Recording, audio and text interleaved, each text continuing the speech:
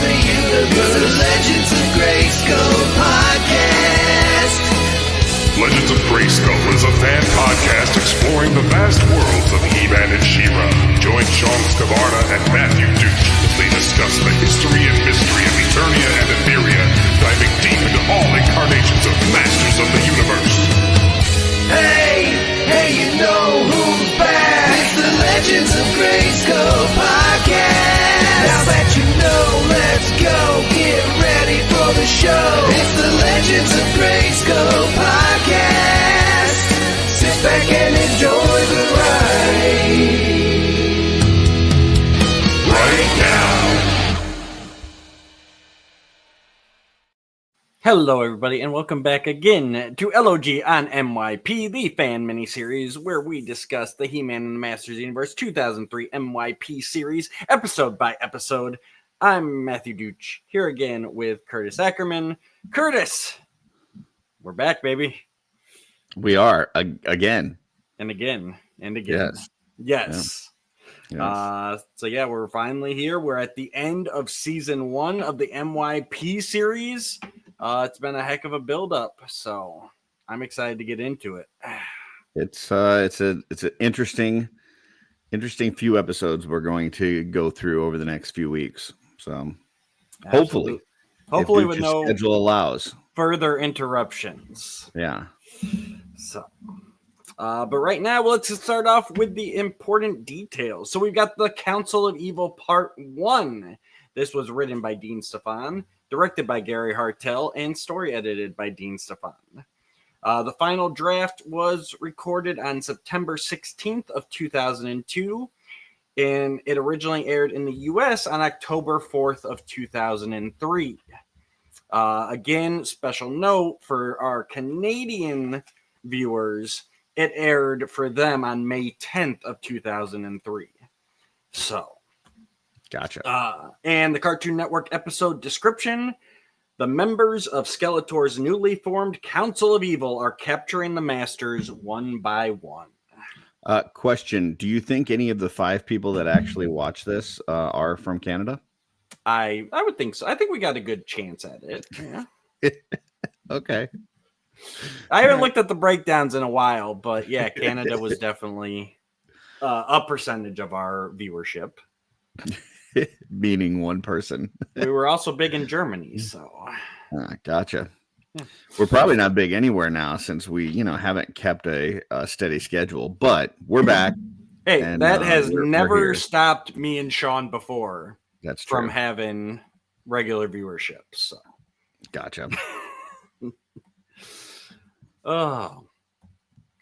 So obviously, end of the season, big build up. I know back in 2003, we were so excited for this episode, and then Cartoon Network pulled its shenanigans and that's the thing, so Cartoon Network listed all the episode 1 episode titles with those descriptions. Yep. And then they just never aired it as part of season 1. They waited until season 2 premiered to air it. So it was a big pull to. I mean, I can see why, but yeah, it kind of sucks if you're going to leak that information out there. So. Yeah, but then for it to air, so it was we were already bummed when we found out about that. But it's like, right. Okay, but that's what they're doing, and they even said at the time, they're like, well, we don't want to leave fans on a cliffhanger. And it's like, but what? No, that's exactly what you want to do. That's how you. That's what most series do. Yeah, they want you to come back for the next season. So yeah. Right, but then for the Canadian channel YTV that it was airing on, to then go ahead and be like, nah, we're gonna air this right after separation. It's like, so then yeah, it should have been an all or nothing kind of deal. Yeah. So then obviously, He-Man.org forums were big at that time. Spoilers were everywhere. And some of us took to torrent services and I'm betting back in those days of the internet, that probably was really nice looking. Yeah, for sure. Actually, the quality wasn't terrible, but Yeah, I had to have my computer like running. I think it was like 28 hours, like to download one episode. That's awesome. I mean, it definitely took a while, but I was able to watch it relatively soon after it came out and before the spoilers were unavoidable. So, gotcha. Curtis, so you're back first time on DVD. Yep. Had you heard about anything about this episode leading up to it, or you just went in? No, I just went in, watched it, and I'll be honest, the good thing about going through this series with you is that I don't remember a lot from my initial watching on DVD. I remembered that I liked the show. I remembered that I thought Tila was a jerk. And I remembered that towards the end, I was just getting really tired of the snake people. And then I felt like it ended way too early. So those were my like lasting impressions from my initial watch on DVD. But as I'm going back through this, a lot of these episodes, I'm not remembering the specifics of the episode, which is good because it's like it's watching it for the first time. For sure. So. All right, let's jump into the episode then. So we open. I love the little creatures, and it was great seeing the actual like pterodactyl dinosaurs that Skeletor based his jet fighters on. Yeah. I like those nerdy little things. But so yeah, we open up with the evil warriors are on a quest to locate a hidden weapon. They're heading down this canyon. And we see Mechanic spying on them. Some classic card back looking setup. Like we got the big Mechanic's already called in all the other masters. They even mentioned that I like the build up in this episode where they mention, the masters are talking, man, it's weird that Skeletor sent his warriors into an area he knows we regularly patrol. Like there's these, watching it for the second time, there's these little hints of like what's to come. See, I've watched it twice this week, and I didn't catch that they said that. Now I caught it later. I believe it's in the next episode, so I don't want to get too spoilery, but I thought I caught it later where Skeletor admitted that he knew that they patrol it regularly, but I didn't catch that they said it. Yeah. Okay. It's like Mechanic's talking to Ram Man, and they're like, why did Skeletor come to an area he knows we regularly patrol? So how do they know what he knows? I mean, I guess you could assume that they fought there before, or it's not. I can't believe I missed that. Watching this through twice, I missed that both times because that was one of my initial thoughts was like, why are all the masters like we've seen a lot of episodes where there's some big bads and there's stuff that's shenanigans afoot and like one or two masters will be there, but in this they call out like all of the forces, and so I'm like, how did they even know to be there? And then later on, I remember Skeletor saying that he knows they patrol there. So then I'm like, oh, that makes a lot of sense. It was a nice callback. Right. But if what you're saying is correct, then yeah, they're mentioning it up front, which I didn't catch. And B, I kind of like it better finding out later that Skeletor knew. Like, well, I mean, that's what I mean. It's one of those things where it's obvious after you've watched it. Yeah. But at the time, it feels like it's just a throwaway line. Yeah.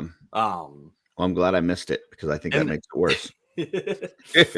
And even then it's like so again we've got planning Skeletor. Not only did he know that the masters were going to be there, but he also picked this canyon, which as we come to see during this battle, like the evil warriors are easily blocked in, and I mean they surrounded. The masters have the high ground, and as we know, that means you win. So yeah, the evil warriors are definitely not set up for success. We'll say that. Right. Yeah. And I know watching it for the first time, it's just like, it's a cool battle and everything. But then, I mean, obviously, once they're actually like loading them up in handcuffs, you're like, I'm like, wait, what? Like, we got them? Like, but you're just like, what is going on here? Right, because the typical formula is we have the initial skirmish, the Masters lose, they regroup, they figure out how to stop Skeletor's plan. You know what I mean? And it's like right off the bat, we're breaking formula. So it's like, okay, where is this going? And I will admit, like, a lot of times I try to think ahead what I think is going on. Yeah. And a lot of times I can get it right. Like, I mean, it's a cartoon, right? So they're not, the writing isn't, so advanced that like you can't guess it typically. But I was wrong here. Like my initial thought was Skeletor's trying to get the evil warriors inside of the palace for something. Like there's some sort of infiltration of the palace that he's trying to do, that he needed them in there. That's what I thought was going on. So. Completely agree. That's the first time I watched it. That's exactly where I thought this was going. Yeah. And it makes the turn later like hit you so much harder. Mm-hmm. And I do like this extended battle scene. We've got the Masters fighting the Evil Warriors. The Evil Warriors call the retreat. He-Man shows up, and the Evil Warriors end up losing. I like your feeling that extended time frame that we have with it being a two-parter, where we can let these battles kind of run its course a little bit more. It did feel like it lingered a little bit, like because there's not a lot of dialogue during this fight. Like there's just a lot of I think in the Kevin Smith one, he said the animation studio called it fighty, right? There's a lot of fighty here, and it is good. It's great animation. It's a great fight sequence with a bunch of people kind of, well, I should say a bunch of evil warriors kind of having their say. And having a lot of spotlight, but really it's like once He-Man shows up, the rest of the Masters don't really do crap. Like they're like the Masters are in it until He-Man shows up, and then it's really just He-Man versus the evil warriors. And I'm like, what are the Masters doing? Like they're just kind of like hanging back. That's the part I felt the He-Man on everybody fight lingered too long. Like once he got knocked down and Clawful took his sword. Yeah. I wish the other Masters had shown up to help finish it. I mean, they're there. They're on the like the cliffs above and stuff. And it's like, they're just not participating, right? It's like, it's almost like it became like a viewing event. Like they were ticket holders, right? They're just there watching the He-Man fight. At first you can forgive it because the Evil Warriors did retreat and run down the canyon. But at some point the Masters have to catch up. Yeah. So this last time I watched it, I'm with you. Like the He-Man fight lingered a little too long, and they needed to bring the Masters back in. Yeah, I think we've talked throughout this series that as much. Listen, we love He-Man as much as the next guy, right? Like, I mean, we were He-Man fans growing up. He-Man's the dude, but the best episodes in this series have been when they've let other characters shine, and I feel like kind of what's going to be a thing throughout this episode and we'll see in the future, but it's all about He-Man. Like the other characters really kind of get crapped on throughout this episode, and don't get that chance to shine. And it's I don't know, that's one part about this. There's going to be a lot of things I love about this, but the over emphasis on He-Man is one that I don't on this episode. Well, yeah, we'll get into it. Yeah, but definitely this part, it was nice to see the growth. Thinking back from when He-Man first showed up in the beginning, and it kind of mirrors that, right? Like the Masters fighting all the evil warriors, He-Man shows up, and just seeing how much more confident Adam has become in the role, and how much more skilled and powerful he is now. It was kind of a nice bookend, a juxtaposition, because that's what, I mean, especially breaking down like we've really noticed that's what this whole first season has been, the growth of Adam and He-Man, and becoming more the He-Man that we grew up with in the Filmation timeline, where he could do no wrong. He knew everything. He knew the right thing to do all the time. So, but at the same time, they also and I don't know if it's because you've had different writers throughout in different episodes and stuff, but it does feel like sometimes, Adam himself is a little like two people, right? Like sometimes he seems very mature and very much in that role of He-Man and protector and not only that, but like the princely duties and then other times it's like he's still just an idiot kid, right? Yeah. And it's like trying to balance those. It feels like two different people at times. And I mean, you've had multiple teenagers. I've got a couple teenagers at the moment. Like that's kind of how it is. Some days you're like, wow, you've really grown up, and then they do something completely stupid, and you're like, yeah, sometimes, like, really? But it feels like with this, like it's the highs and lows are very high and very low, and there's not a lot of medium, right? So it's but that's all right. And at the end of the day, children's cartoon series. Yep.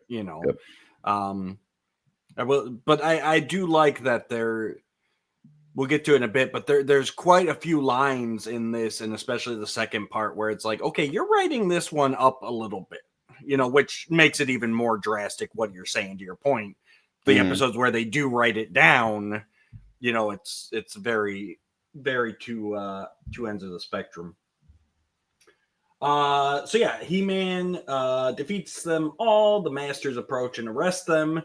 Back at Snake Mountain, we can see Skeletor watching everything and just kind of sulking, pouting, plotting. Oh no, the evil warriors got taken into custody.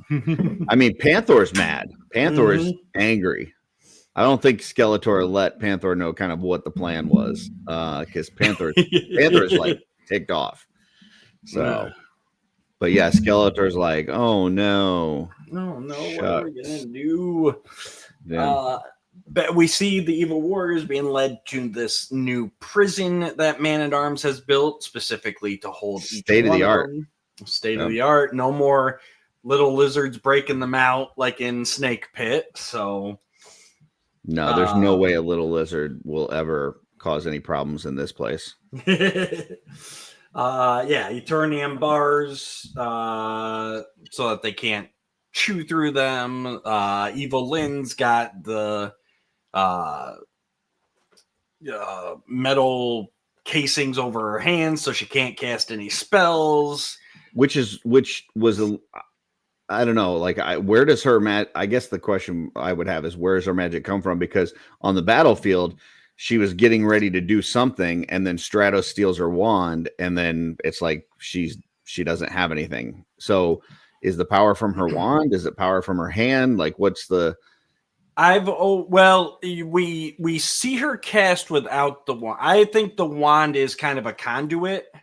Like a channeling or something. Right. The magic comes from her, but the wand makes it more powerful. Okay. And then with her in this series, it always seems to be a combination of speaking and hand gestures. Okay.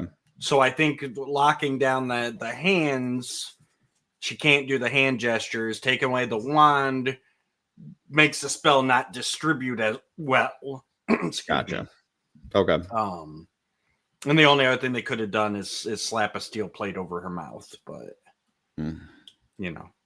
then we wouldn't have all her witty one-liners as she's very irritated. Everybody else is just, Skeletor's like, oh no. The other evil warriors are like, Skeletor's going to come for us. But Evil Lynn, right from the get-go, she's like, something not right here.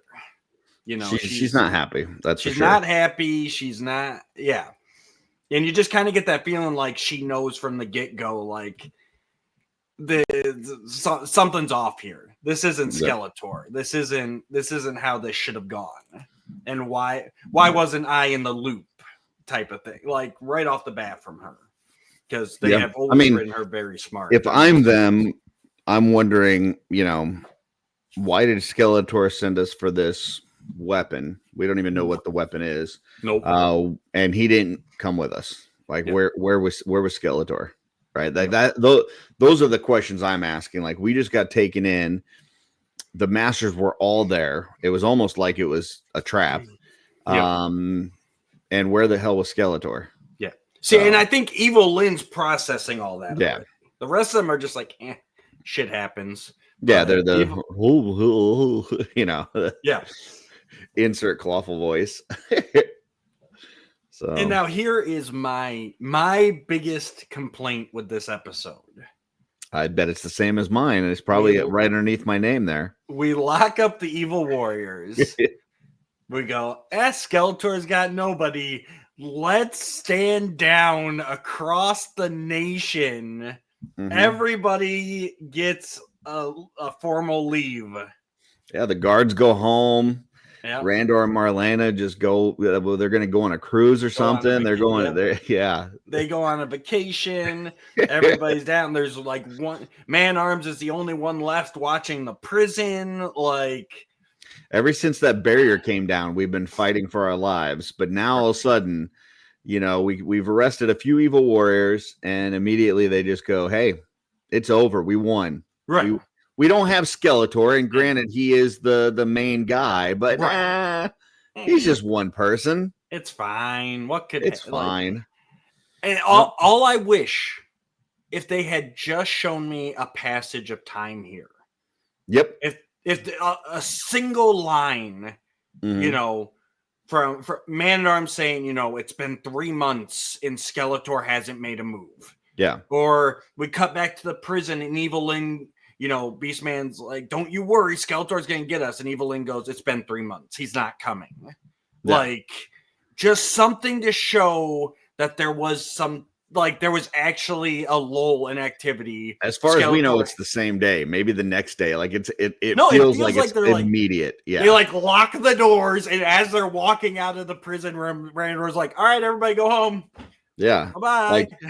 And apparently, I didn't know this, but apparently all the Eternian guards, it almost felt like there was some sort of draft or something. Like they were pulled from their families and their towns and everything to come and serve the palace and protect it, which is another weird thing, right? Because throughout this whole series, most of it has been Skeletor trying to break into Castle Grayskull, right? Zero guards or anything around Castle Grayskull, right. But they bring in all these people from the neighboring towns to, protect the palace, which seems kind of self-serving.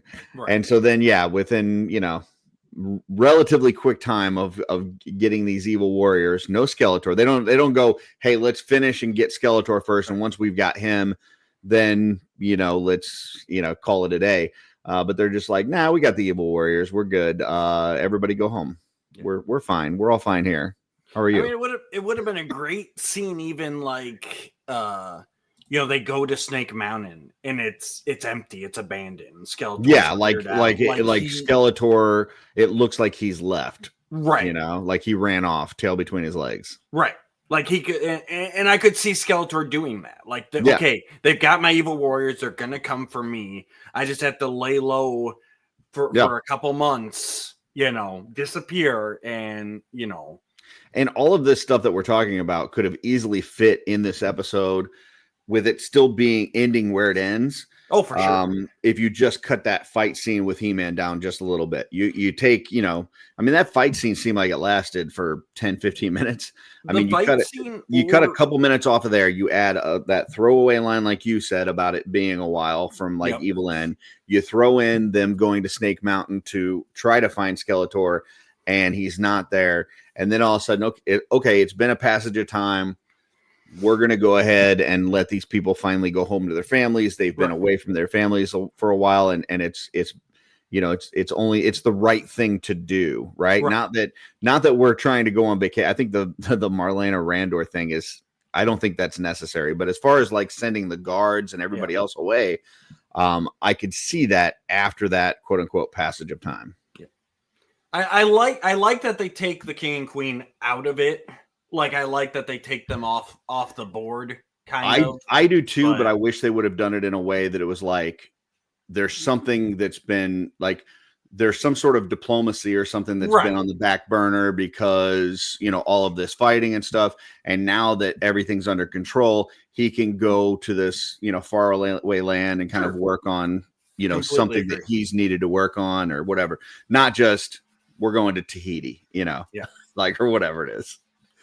I will say, just jumping ahead to the end while we're talking about it, where I mean, you could obviously trim down the opening fight scene a little bit. Mm-hmm. I would also have the episode end with Skeletor going his line about "I hope he comes," and he's laughing in Snake Mountain. Because then we cut to this awkward scene of He-Man and Battle Cat running for feels like 5 minutes, but it doesn't actually go anywhere until the next episode. So did we really need to cut back to He-Man there just to see him riding on Battle Cat? For an awkward. It was probably only a minute, but it felt kind of awkward. So you could trim there easily to get we're looking for Skeletor scene. Yep. But regardless, the king and queen depart for their vacation. Everyone stands down. And this is the part that so throughout this series, you've had this whole, Adam and Teela are kind of the teenagers, right? They're the ones that kind of do stupid shit. And then Man-at-Arms has got to be the one that's no duty and pride and all this kind of stuff. And in this situation, Teela's like, aren't we leaving ourselves shorthanded? Isn't this a bad idea? And then, Adam's like, Adam and Man-at-Arms both are just like, nah, we're good. We're all right. Don't worry about it. It's just Skeletor, which I think shows growth on Teela's part here, right? She's growing into that kind of captain of the guard role, so that's good. But it seems very out of character for Man-at-Arms to, just be okay with everybody abandoning their post, right? That just throughout this whole thing, heck, Ram Man can't eat food without him kicking in the freaking door, right?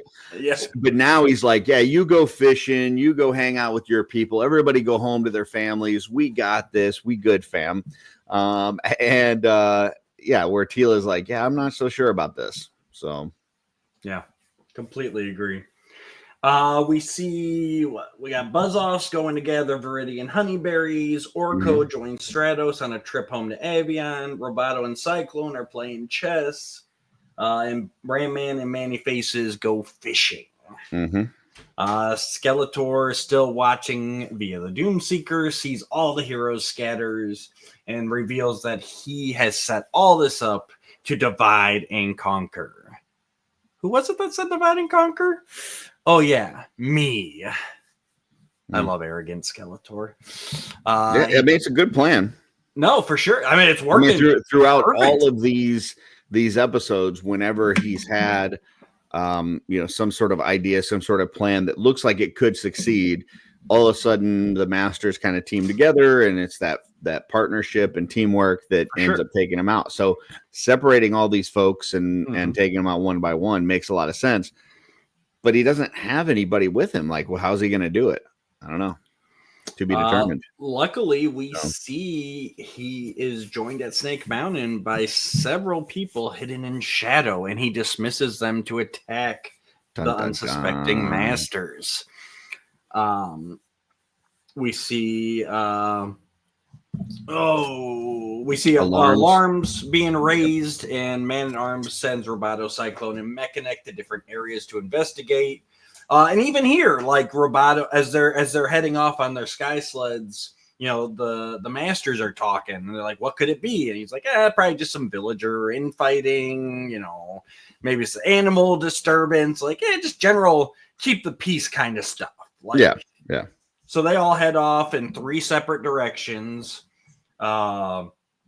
Mechanic is led to a familiar lake. He spots a familiar raft and puts the pieces together just in time to get knocked out by Count Marzo. Buzz-Off, who just still, I gotta say, Marzo looks awesome in this series. Love the redesign. Yeah. Buzz-Off is again defeated by the ABC Giants. Adzar, Belzar, and Chavez. Which is interesting because at the end of that episode of Buzz-Off gets mad and he gets into the fight, and then He-Man and Man-at-Arms have to get involved, and then at the end, Buzz-Off ends up besting them by himself in that hut or whatever. And here they just take him down pretty easily, so no problem. And it's I guess that's with. It's probably because of how recent it was too. Because Buzz-Off's Pride is like the most recent callback. Yeah. But like for it to be, I'm going to get honeyberries again, and I'm taken out by the giants again. You know, almost as if he didn't realize that they might be there. Like there's no history of them being in that same area, right? So yeah, I just kind of want like, you know, we see Manny Faces and Ram Man taken down by Evil Seed, which was cool because we didn't, you know, Evil Seed went up against Moss Man primarily before, and they were out on the. That seemed like a miss here that Moss Man wasn't in this episode. If you were going to bring Evil Seed back, but I don't know. Yeah, weird. Maybe that's just me. Weird, isn't it? Mm-hmm. But and then Stratos is ensnared by Webstore passing through the Eye of Zarkon, which I thought was awesome because it totally was like a fly caught in a spider's web. You know, like it was the visual of it was pretty awesome. No, and I like that. I like those. I guess that's why the Buzz-Off one stands, because everything else is like. Even though Mechanic did see the raft again, he's like, "What the?" You know.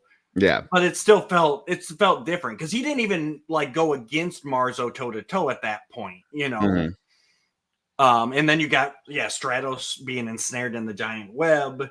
The Manny Faces and Ram Man being pulled out of the fishing boat by the seaweed vines, and then you got Buzz-Off just like it's the Giants again. Yeah. So, but minor gripe.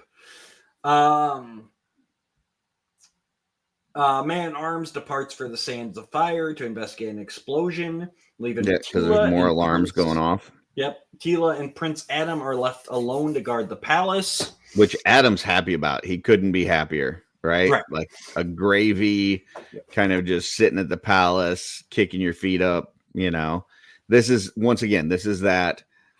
You know, is he playing to that kind of doofus role to throw people off, or is he just really that aloof and not caring about what's going on? I took it as partly to play into the role, and partly I think he probably is relieved that like the duty, the burden of He-Man, like it feels lighter on him right now.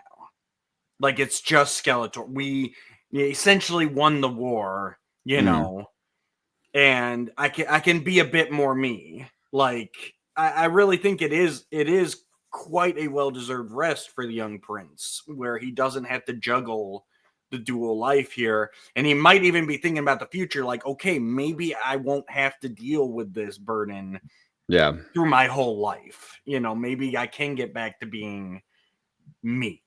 To me, it feels like a continuation of the same frustration I have towards Randor and Marlena leaving and going on vacation. It's like for Randor, like he knows what Keldor / Skeletor is capable of, right? Like he knows that dude's not going to stop, even if his evil warriors are captured.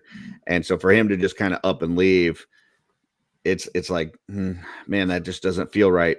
And then you go to Adam, and it's kind of a continuation. So now at this point, the king and queen have left the palace. They've gone to do whatever they're doing. So now you're the top guy in charge. Like you are the royalty of the palace. Like this should be super duty, like on duty, ready. Like, you know, people are supposed to be looking up to you, like, you know, carrying yourself with a certain amount of clout.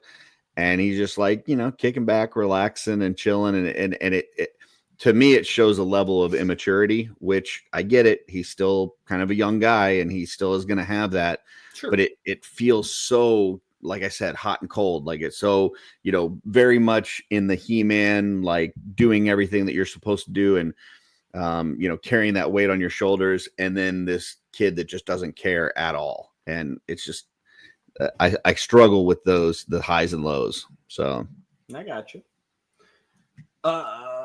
At the Sands of Fire, Man-at-Arms discovers that there was an intentional explosion, and he is then confronted by Skeletor.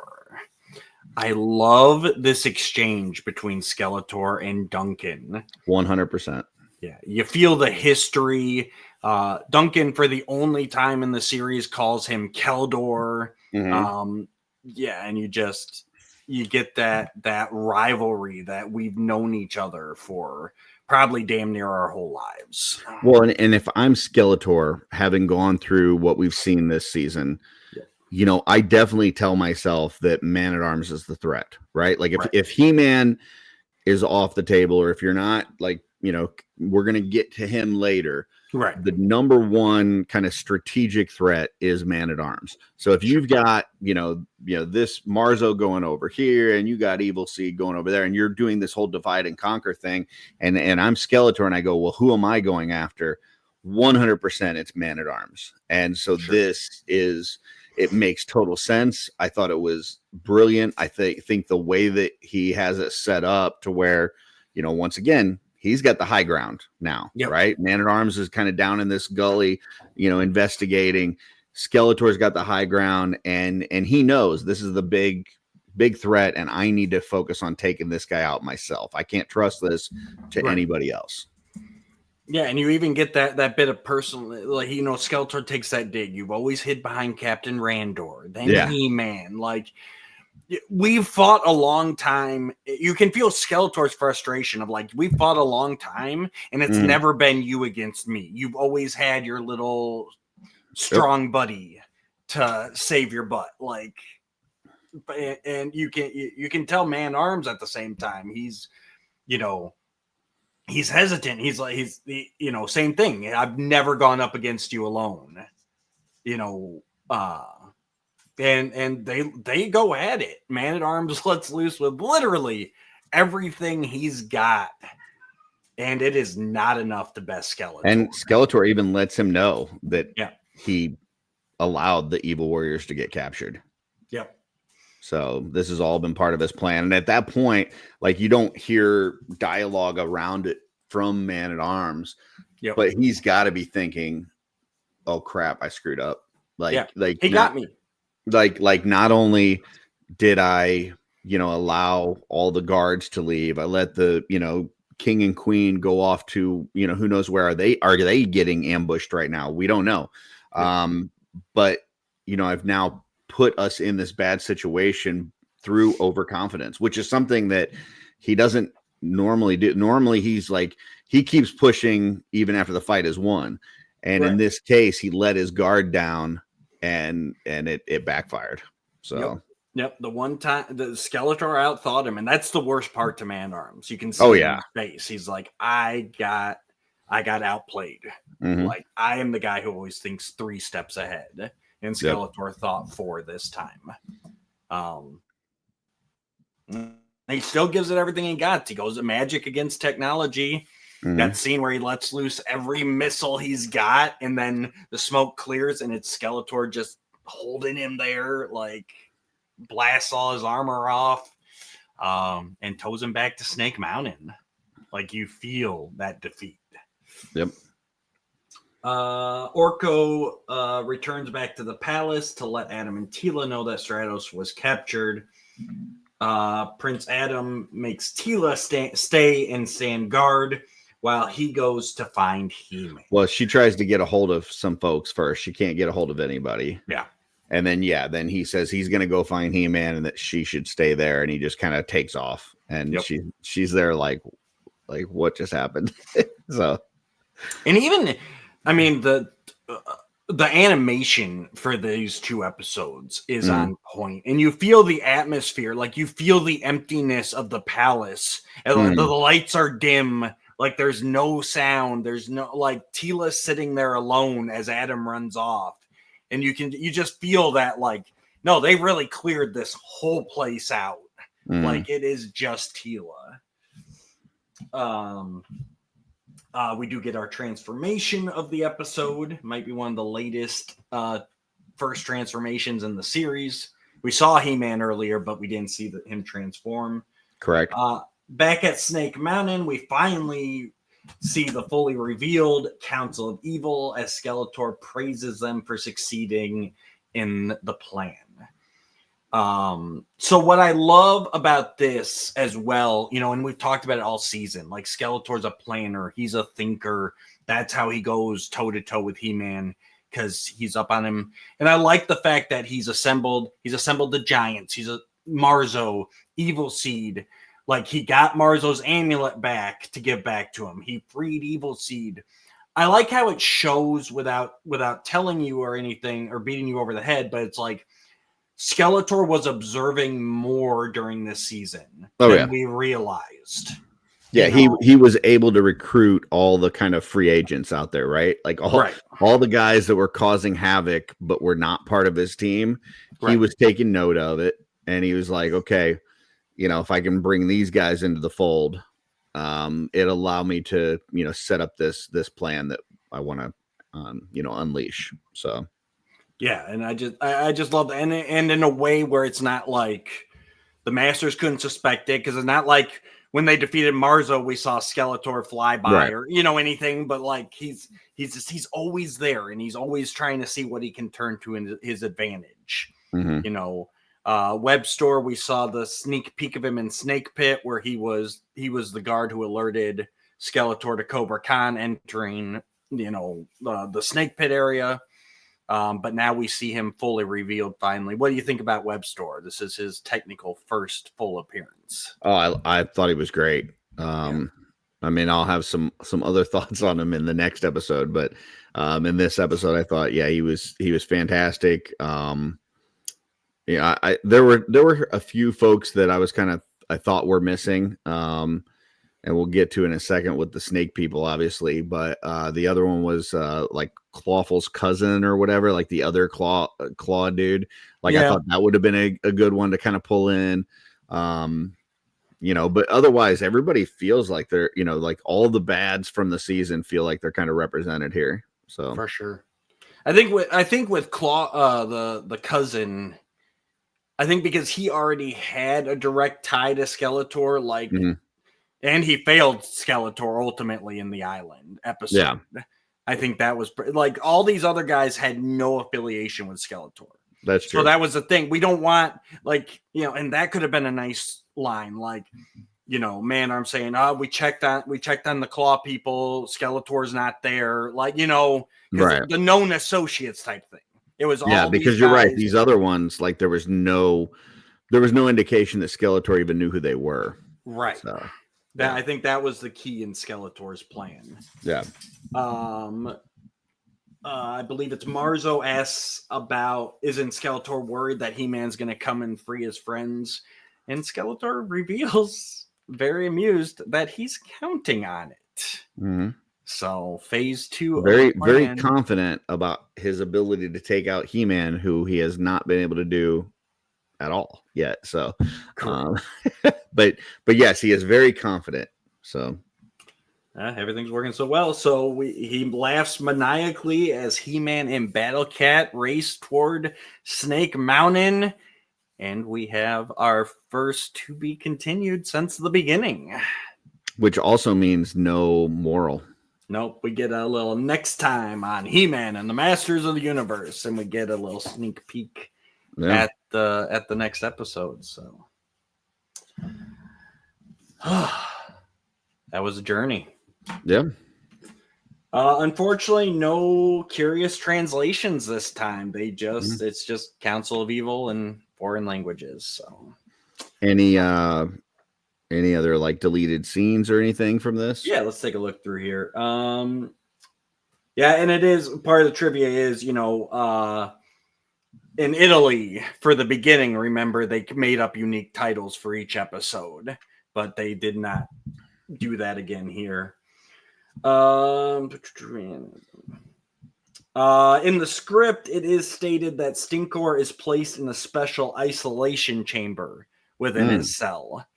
So I picture like a Bacta tank, like that kind of. It makes sense because something happened with his gear in the fight to where it like got knocked loose and started shooting out stink everywhere. So yeah, they would definitely want to contain that for sure. Nothing.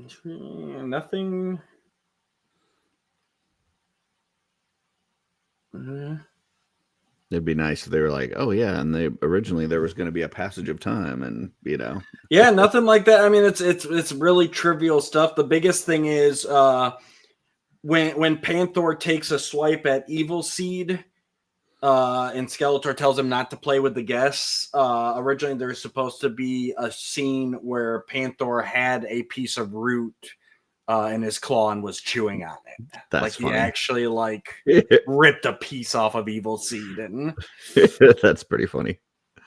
But yeah, that's it. And everything else is very minor. So I guess with the extended format, they obviously weren't having to cut as much. So, I guess it is time for our Power Sword ranking.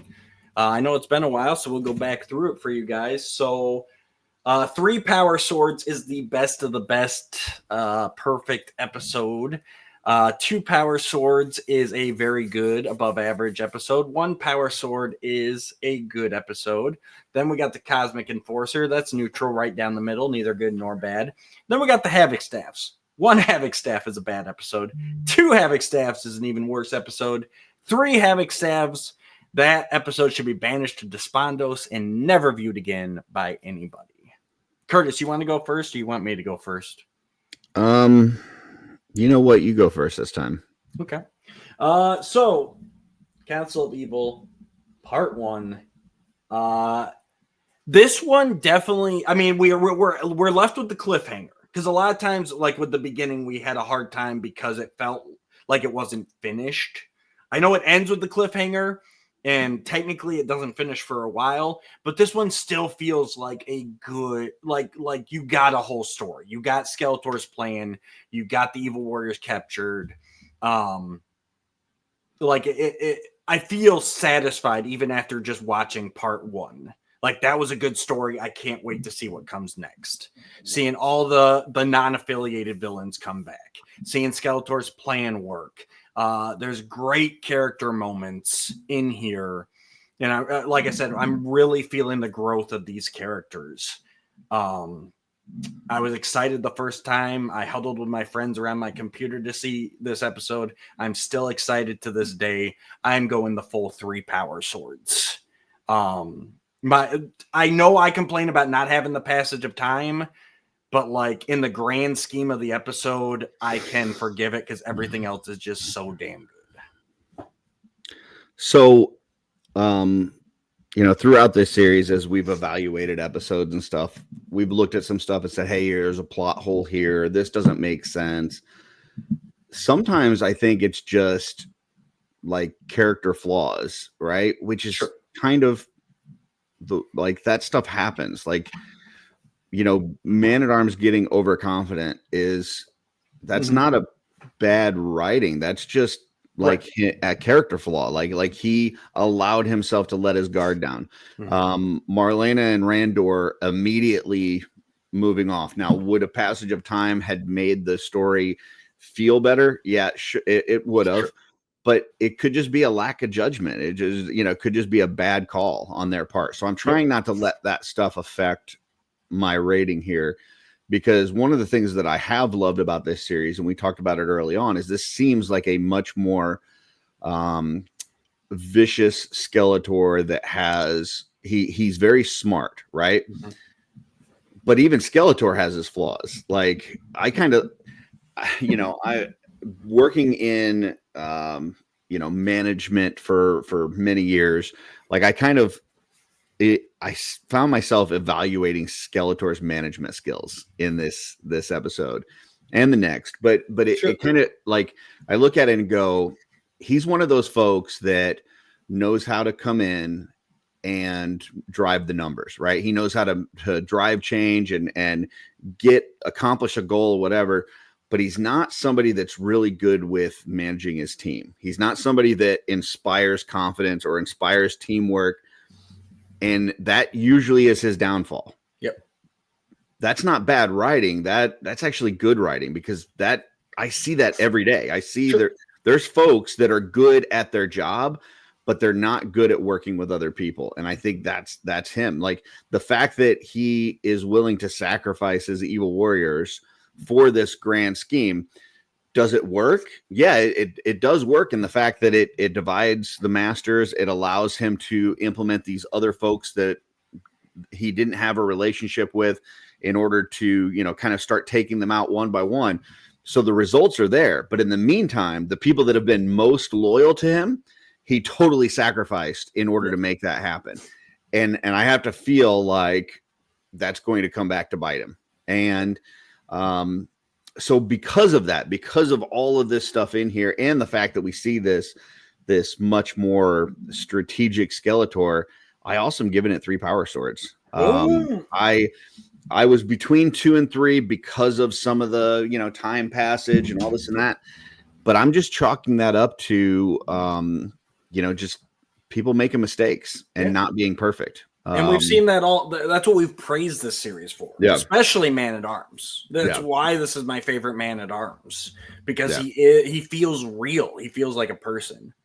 Even the immaturity of Adam, I can kind of chalk it up to, he's still not fully that guy, like the guy that is, I guess, ready to take on the throne. Like he's not ready to be king yet. Because he doesn't have that built-in responsibility. It comes up at times when he needs to, when he's got to step up the plate, he does, but it's just not fully in him yet. So yeah, I love this episode. I think the callbacks to all the other episodes in the series, we've talked about how this is much different from the Filmation, that they're not just standalone episodes. There is, these kind of storylines that carry over, and you've seen Skeletor kind of learn from his mistakes as he's gone. And this really feels like the culmination of everything we've seen so far. It's like he's learned from all the battles. He's learned from battles that he wasn't even involved in, that we didn't even know he was taking notice of. And has crafted this plan that as of this point looks like it's working pretty well. So for sure. Yeah, and you really feel the consequences, right? Like that no point during this episode do you feel safe. You watch, and it's not a dig against Filmation, but you watch a Filmation episode and you're like, everybody's gonna make it through. Yeah, at the end of the day, it's going to reset, and the next episode, it's going to be like this episode never happened. Right? Here, you're feeling like, no, there could actually be some consequences from this. And especially, we'll get into it next episode, where they pretty much hit that nail on the head. But that's for next time, guys. So make sure you're subscribed down below. Favorite us on all your audio apps as well, because you're not going to want to miss next week when we break down Council of Evil Part 2. And just so you guys know, we did sit down to record this one and the next one at the same time. So don't be worried that you're going to have to wait like weeks and weeks and months, to get the next one. It's coming out next week because we're getting ready to film it right after this one. So absolutely. All right, guys. Until next time, go watch Part 2. Oh, come on.